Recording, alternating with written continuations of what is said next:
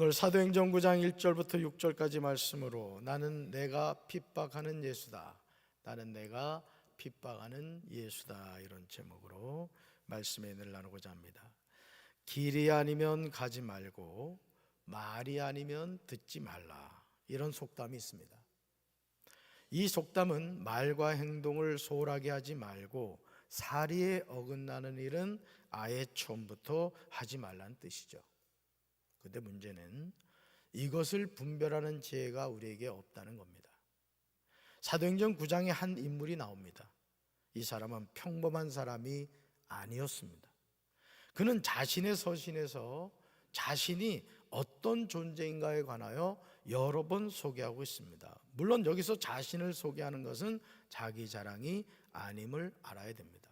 예수님을 만난 이후 이 사람은 변화가 되었고, 과거에 자랑거리였다고 생각했던 것들이 배설물과 같이 여겨졌던 것이죠. 이 고백을 하는 시점은 자기 자랑이 아니라는 걸 기억하시라는 거죠. 사도행전 22장 2절부터 21절까지 이 사람은 자신의 삶을 자세하게 전합니다. 우리는 이 사람이 사울, 즉 바울임을 알게 됩니다. 사도행전 22장 3절부터 5절에서 바울은 자신이 예수님을 만나기 전에 어떤 삶을 살았는지를 고백합니다. 예수님 만나기 전, 예수님을 만난 이후의 삶. 나는 유대 사람입니다. 나는 길리기아 지방의 다소에서 태어나서 이 도시 예루살렘에서 자랐습니다. 가말리알 선생 아래에서 우리 조상이 전해준 율법의 엄격한 방식을 따라 교육을 받았습니다. 그래서 나는 오늘날 여러분 모두가 그러하신 것 같이 하나님께 열정적인 사람이었습니다. 누구한테요? 하나님께. 나는 예수의 도를 따르는 사람들을 박해하여 죽이기까지 하였고, 남자든 여자든 가리지 않고 묶어서 감옥에 넣었습니다. 내 말이 사실임을 대제사장과 모든 장로가 증언하실 것입니다. 나는 그에게서 다메섹에 있는 동포들에게 보내는 공문을 받아서 다메섹으로 길을 떠났습니다. 나는 거기에 있는 그리스도인들까지 잡아서 예루살렘으로 끌어다가 처벌을 받게 하려고 했던 것입니다. 저는 바울이 이스라엘 백성 앞에서 자신의 삶을 수리하면서 고백하는 내용 가운데 가장 마음이 아픈 내용이 바로 이것이었습니다. 하나님께 대하여 뭐가 있는 자라? 열심이 있는 자라. 얼마나 멋진 표현입니까? 그러나 이 열심이 방향과 목적이 잘못될 때 문제가 되죠. 사랑하는 성도 여러분, 하나님의 은혜로 죄인이었던 우리가 하나님의 자녀가 된 것은 놀라운 축복입니다. 여러분들이 항상 기억하셔야 될 게 뭐냐? 내가 하나님의 자녀가 되었다는 것은 이건 얼마나 놀라운 축복인지 몰라요. 아멘이십니까? 이게 가슴으로 깨달아져야 됩니다.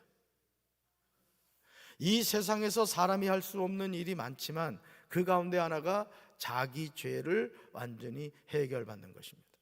그런데 우리가 그 은혜를 받게 되었어요. 이것은 우리 자신의 수고와 노력이 절대 아닙니다. 에베소서 2장 1절과 2절에서 바울은 이 사실에 관하여 우리에게 이렇게 전해줍니다. 말씀 같이 읽습니다.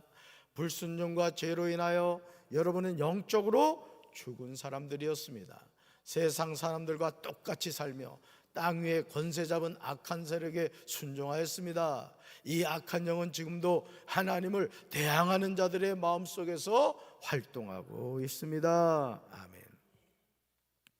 사람의 육체가 살아있다고 살아있는 게 아니에요.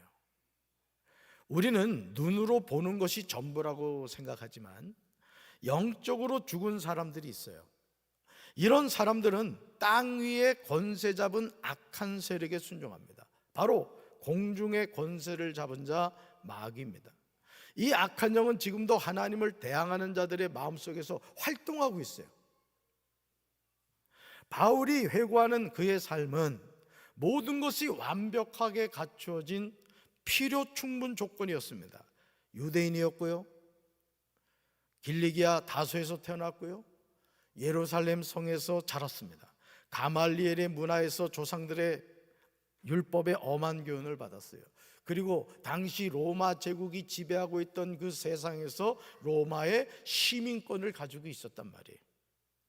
그러나 바울이 걸어갔던 이 길은 길이 아니었다는 거예요. 생명의 길이 아니라 사망의 길이었다는 것입니다. 하나님이 기뻐하시는 뜻이 아니었어요. 오히려 하나님을 대적하는 길이었습니다. 오늘 우리가 이런 길을 걸어가고 있지 않은지 자신을 점검해 봐야 됩니다. 지금 내가 생명의 길을 걷고 있는지를 바로 살펴야 돼요. 사도행전 9장 1절과 2절은 사울이 하나님께 대하여 어떤 열심을 가지고 있었는가를 보여줍니다. 오늘 우리가 이런 길을 걸어가고 있지는 않습니까? 신앙생활을 하면서 잘못된 열심은 오히려 우리의 영혼을 지옥으로 끌고 갑니다.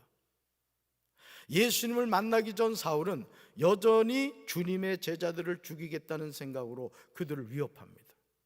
사울은 대제사장에 가서 다메섹의 여러 회당에 보내는 편지를 써달라고 했습니다. 대제사장들이 사울에게 이것 좀 해주세요 부탁한 게 아니라 사울이 직접 찾아가서 대제사장들에게 다메섹으로 보낼 공문을 써달라. 이게 뭐냐면은 그 다메섹에서 예수님을 믿는 사람들을 잡아 끌고 올 수 있는 그런 합법적인 권리를 달라고 요청했던 것입니다. 남자든 여자든 그 도를 따르는 사람이 있으면 닥치는 대로 붙잡아서 예루살렘으로 끌고 오려는 것이 그의 생각이었습니다. 사랑하는 성도 여러분, 주의 제자들에 대하여 여전히 위협과 살기가 등등한 사울의 모습을 한번 상상해 보시기 바라요. 그런데 이런 사울의 삶을 사도행전 22장 3절에서 스스로 평가하기를 하나님께 대하여 뭐가 있는 자라? 열심이 있는 자라고 소개하고 있습니다. 그러나 사울의 이런 삶은 하나님께 대한 열심이 아니었다는 거예요. 이게 문제인 거죠. 오늘 주님의 몸된 교회 안에서 수많은 사람이 하나님께 대한 열심을 가지고 헌신한다고 생각합니다. 그러나 안타깝게도 그들의 생각과 다르게 마귀에 대한 열심을 가지고 있는 이들이 많아요. 교회를 영적으로 이끌어가는 담임 목사가 그렇다면 그 교회가 어떻게 되겠습니까? 강도의 소굴이 되고 말겠죠. 여러분, 담임 목사가 늘 마음속으로 생각하는 게 어떻게 하면 내가 이 목회를 잘해가지고 성공할까? 내가 어떻게 하면 이 목회 잘해가지고 편안하게 먹고 살까? 이런 생각을 한다고 생각해봐요. 성도들이 지옥 가든 말든 뭐 그거는 각자가 알아서 할 일이고, 그냥 뭐 나 한 사람 은퇴할 때까지 이 교회에서 편안하게 그냥 교회 다니다가 빠이빠이 하고 떠나면 그만이지. 만약에 담임 목사가 그런 생각을 하고 있다고 생각해봐요.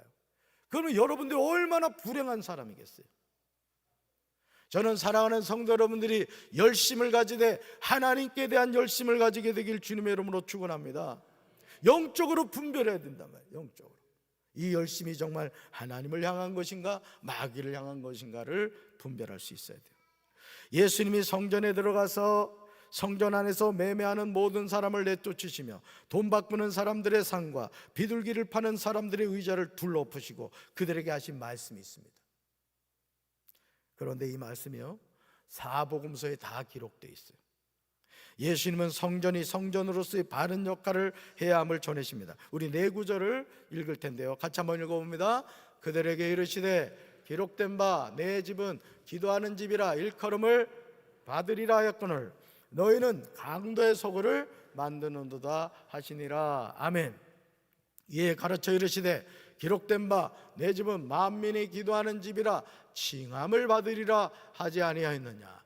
너희는 강도의 소굴을 만들었도다 하시매. 아멘. 그들에게 이르시되 기록된 바 내 집은 기도하는 집이 되리라 하였거늘 너희는 강도의 소굴을 만들었도다 하시니라. 아멘. 비둘기 파는 사람들에게 이르시되 이것을 여기서 가져가라. 내 아버지의 집으로 장사하는 집을 만들지 말라 하시니. 아멘. 예수님은 성전에 들어가사 성전 안에 있는 모든 사람에게 분명하게 말씀하십니다. 따라합시다. 내 집은 만민이 기도하는 집이라. 아멘이십니까? 하나님의 집, 하나님의 성전은 기도하는 집이라는 거예요. 너무도 당연한 말씀을 예수님이 하신다는 것은 당시 성전은 강도의 속을, 즉 장사하는 집으로 만들었기 때문입니다. 오늘 교회도 그럴 수가 있습니다. 사울의 모습을 보면서 우리가 오해하지 말아야 하는 점은 바로 그것이 사울의 진정성입니다. 이 사람이 가식적으로 하나님께 대한 열심을 가졌던 것이 아니에요. 정말 사울은 자신이 하는 그 일이 하나님이 기뻐하시는 일이고 하나님이 영광 받으시는 일이라는 확신을 가지고 있었던 거예요. 그래서 그 일에 대해서 몸을 사리지 않고 열심히 헌신했던 것이죠. 사울이 주의 제자들에 대하여 여전히 유혹과 살기가 등등했던 이유는 그 도를 따르는 사람들, 즉 그리스도인은 나사렛 이단으로 알았기 때문이에요. 그러니까 박멸해야 될 존재로 생각했던 거예요.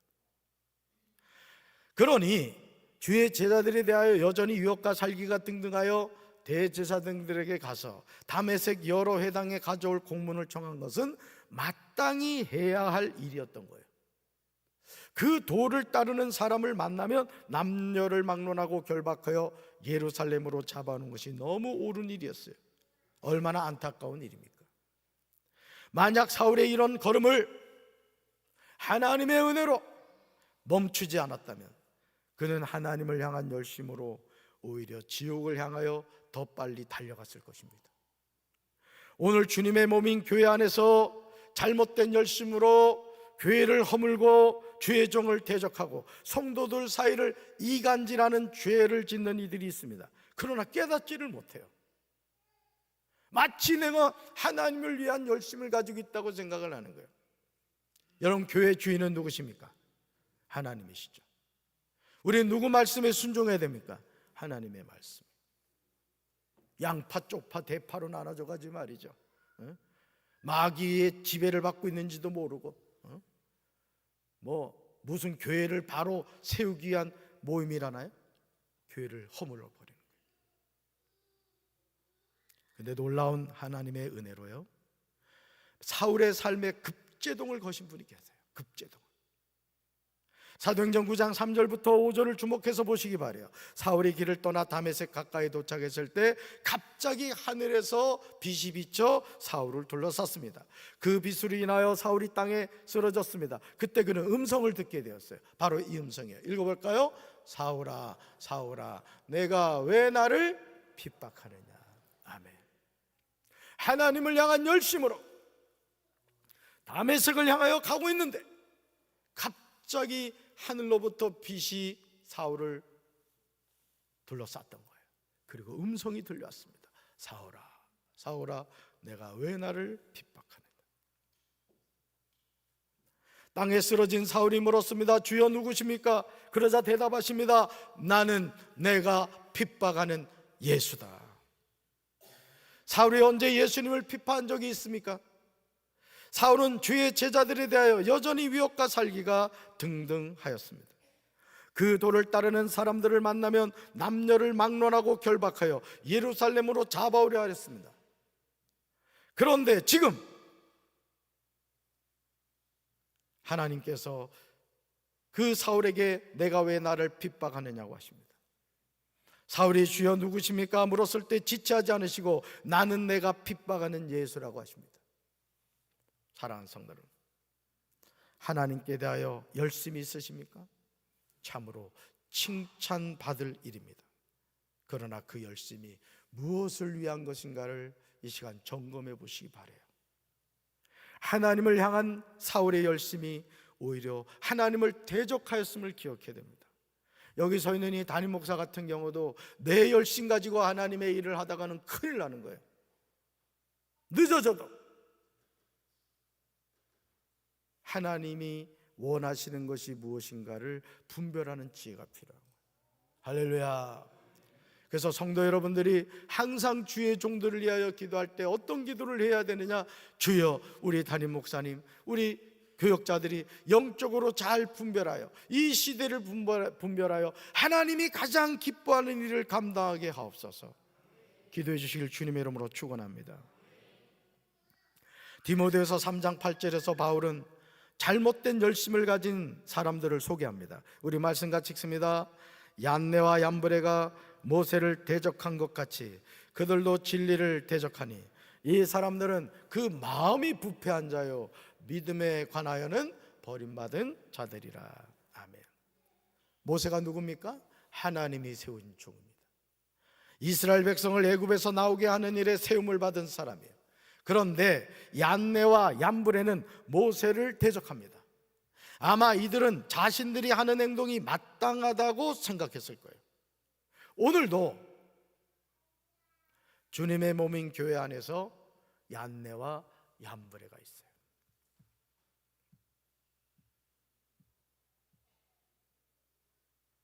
이들은 스스로 하나님께 대하여 열심히 있는 자라고 생각해요. 교회가 잘못되었고 담임 목사가 잘못되었다고 주장해요. 그러나 이들은 진리를 대적하는 자들이었습니다. 그렇다면 왜 이 사람들이 이런 악한 행동을 하였을까요? 바울은 그 이유에 관하여 두 가지로 설명합니다. 먼저 이 사람들은 마음이 부패한 자라는 거예요. 마음이 부패한 자다. 다음으로 이 사람들은 믿음에 관하여 버림을 받은 자들이라는 거예요. 사울아 사울아 어찌하여 나를 박해하느냐. 사울이 박해하는 예수님이 오늘 저와 여러분을 향하여 동일하게 질문하고 계십니다. 이제 우리는 하나님을 향한 나의 열심이 잘못되지는 않았는지, 주님의 몸인 교회를 병들게 하고 있지는 않은지 겸손히 자신을 돌이켜봐야 될 줄로 믿습니다. 나의 열심보다 더 중요한 것은 하나님의 뜻이요. 따라합시다. 나의 열심보다 더 중요한 것은 하나님의 뜻입니다. 속회 모임 안에서도 항상 믿음의 말을 하세요. 속회 인도자를 존중하고 속장님을 존중하십시오. 또 속회 인도자와 속장은 속돈을 존중하십시오. 선교에서도 마찬가지예요. 선교회장님을 존중하십시오.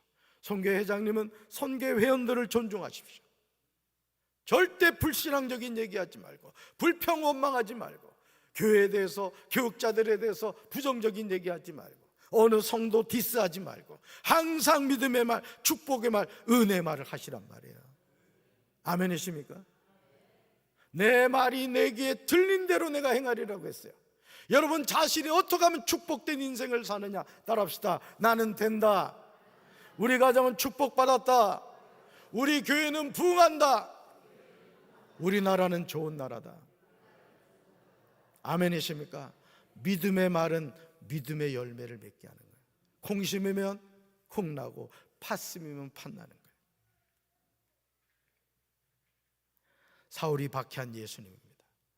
이것이 우리가 살 길이에요. 사도행전 9장 6절에서 잘못된 하나님을 향한 열심으로 살았던 사울에게 예수님은 놀라운 말씀을 전하세요. 예수님은 자신을 박해한 사울을 부르십니다. 말씀 같이 읽어볼까요? 너는 일어나 시내로 들어가라.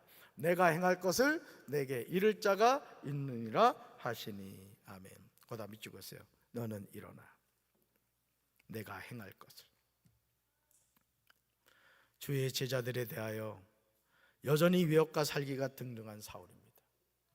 예수님의 도를 따르는 사람을 만나면 남녀를 막론하고 결박하여 예루살렘으로 잡아오려고 했습니다. 그런 사울을 예수님의 도를 전하는 복음의 사명자로 부르고 계십니다. 너는 일어나 시내로 들어가라고 하십니다.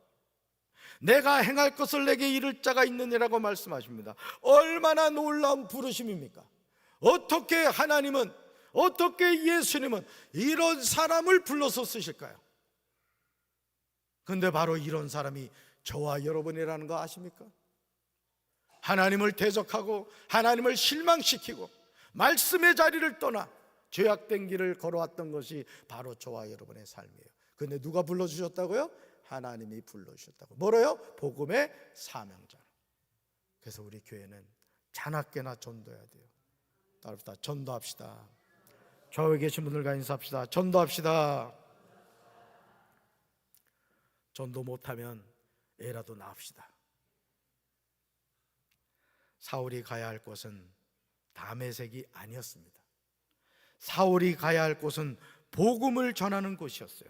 이제 사울은 예수님의 도를 따르는 사람을 잡아오는 것이 아니라 오히려 마귀에게 붙잡혀 지옥 가는 영혼들을 잡아오는 사람으로 부르심을 받았습니다. 사울은 이제까지 잘못된 열심을 가지고 살았던 것입니다. 사랑하는 성도 여러분, 이제 우리는 자신의 삶을 돌이켜 봐야 됩니다. 내가 하나님의 자녀로 바르게 살아가고 있는지 겸손히 자신을 살펴봐야 돼요.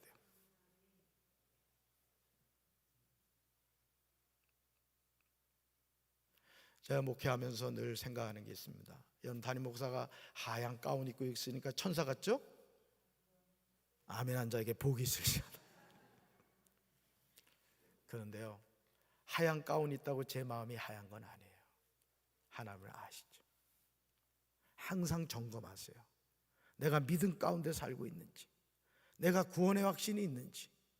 그리고 이제 저는 여러분의 영의 눈이 열리게 되길 바라요. 그래서 믿지 않는 남편, 믿지 않는 자녀들, 믿지 않는 부모님을 바라볼 때마다 그 영혼이 긍휼히 여겨지고 불쌍히 여겨지고 전도하지 않을 수 없는 그런 애끓는 심정이 저와 여러분의 마음속에 가득 차게 되기를 주님의 이름으로 축원합니다. 우리 주님은요, 지금도 우리를 향하여 두 팔을 벌리고 계시다고요. 여러분, 앞에 십자가 보세요. 십자가 수평과 수직이 있죠? 어느 교회 이렇게 가보시면은 십자가가 이렇게 안으로 되어 있는 교회들이 있어요. 제작한 거예요. 특별 제작. 뭔 뜻일까요? 하나님이 우리를 품어주신다는 거, 기다리고 계신다는 거.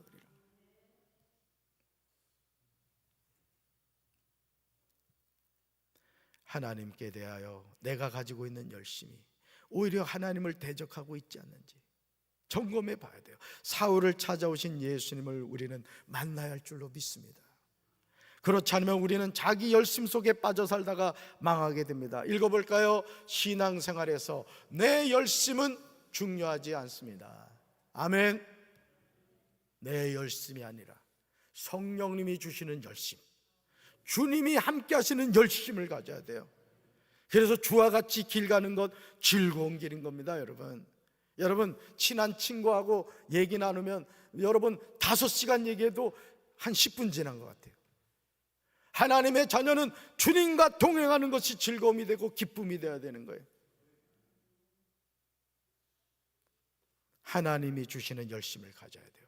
그러기 위해서 우리는 주님의 음성을 들어야 될 줄로 믿습니다.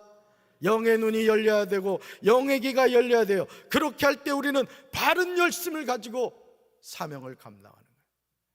주님의 몸된 교회 안에서도 마찬가지죠. 담임 목사의 목회적 방향과 지도력을 잘 이해하고 그 방향과 발맞춰 가야 되는 거예요. 여러분, 자동차 바퀴 4개가 각각의 방향으로 굴러간다고 생각해 봐요. 그 자동차는 조금도 전진하지 못합니다. 같은 방향을 향해서 운전수 되시는 예수님이 우리 교회를 운전해 주시는 거예요. 오른쪽으로, 왼쪽으로, 위로, 아래로. 우리는 아멘 하고 순종하는 거죠. 할렐루야.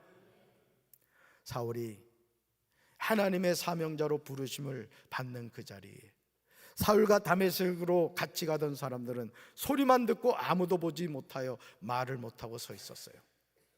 이상하지 않아요?